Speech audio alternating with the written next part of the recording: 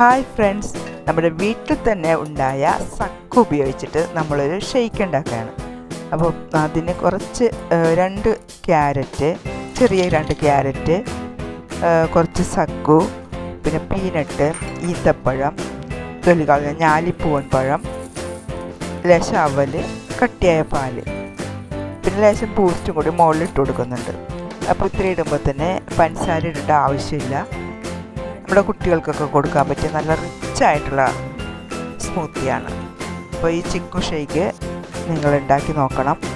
നല്ല റിച്ചായിട്ടുള്ള ആ ചിക്കു ഷേക്കിൻ്റെ മുകളിലായിട്ട് അലങ്കരിക്കുന്നതിന് വേണ്ടിയിട്ട് നമ്മൾ കുറച്ച് ബൂസ്റ്റും മുന്തിരിയും ബദാമും ക്യാഷും ഇട്ട് അലങ്കരിച്ചിട്ടുണ്ട്. എല്ലാവരും ഇത് ഉണ്ടാക്കി നോക്കണം.